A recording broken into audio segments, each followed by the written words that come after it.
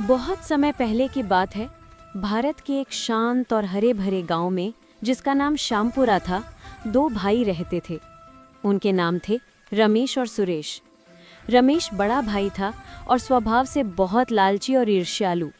वो हमेशा आसान तरीकों से धन कमाना चाहता था और मेहनत से जी चुराता था। वहीं सुरेश छोटा भाई था, जो बहुत परिश्रमी, दयालु और ईमानदार था। वो रोजाना सूर्योदय से पहले उठता और खेतों में काम करता, जिससे उसका परिवार बमुश्किल अपना गुजारा चला पाता था। एक वर्ष गांव में भयंकर सूखा पड़ा। रमेश ने अपनी गरीबी का दोष अपने छोटे भाई पर डालना शुरू कर दिया। एक दिन तंग आकर सुरेश ने फैसला किया कि वो अपने परिवार के लिए कुछ बेहतर करने के लिए दूर शहर जाएगा।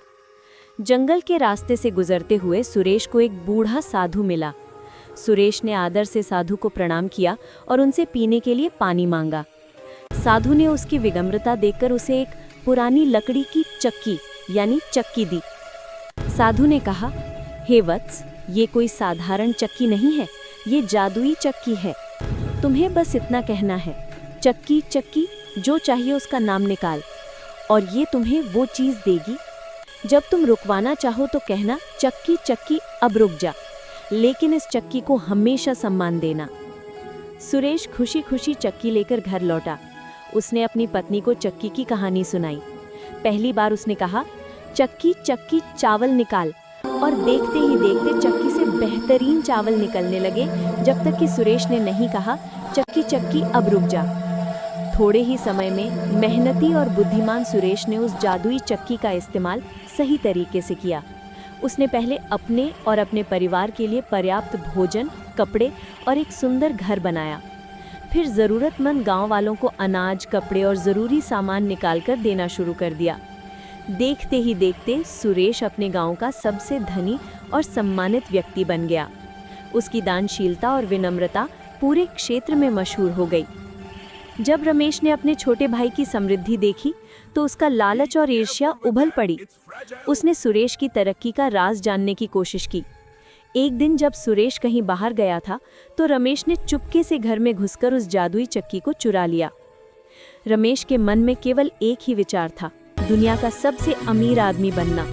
उसने सोचा कि सबसे ज्यादा मुनाफा कमाने के लिए उसे उस चीज को निकालना चाहिए जिसकी सबसे ज्यादा कमी हो, और वो था नमक। उस समय नमक बहुत महंगा बिकता था। चक्की लेकर रमेश अपनी पत्नी और बच्चों के साथ एक बड़ी नाव में सवार होकर दूर समुद्र की ओर चल दिया। वो किसी और को इस राज का पता नहीं लगने देना चाहता था। समुद्र के बीचों बीच पहुंचकर रमेश ने उत्साह से चक्की निकाली और जोर से आदेश दिया, चक्की चक्की नमक निकाल, बहुत सारा नमक निकाल। जादुई चक्की ने तुरंत नमक उगलना शुरू कर दिया। पहले तो ये एक छोटी धारा थी, फिर ये एक विशाल ढेर में बदल गई। रमेश का लालच इतना बढ़ गया था कि वो चक्की को रोकना भूल गया। वो तो बस नमक के पहाड़ों का सपना देख रहा था। नमक लगातार चक्की से निकलता रहा, नाव में जमा होता रहा, और देखते ही देखते नाव पर नमक का वजन असहनीय हो गया। रमेश को साधु की चेतावनी या सुरेश की बातें याद नहीं आई। वो चक्की को बंद करने का सही मंत्र भी भूल गया था।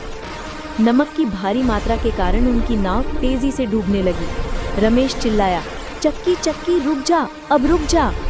लेकिन चूंकि उसने सही मंत्र नहीं बोला था, चक्की नहीं रुकी। जादुई चक्की, रमेश, उसकी पत्नी और बच्चे सब समुद्र की गहराई में डूब गए। कहा जाता है कि वो जादुई चक्की आज भी समुद्र की गहराई में पड़ी हुई है और लगातार नमक उगल रही है।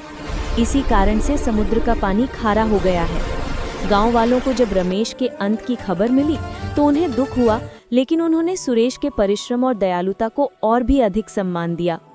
सुरेश ने गांव वालों के साथ मिलकर खुशी खुशी अपनी जिंदगी बिताई।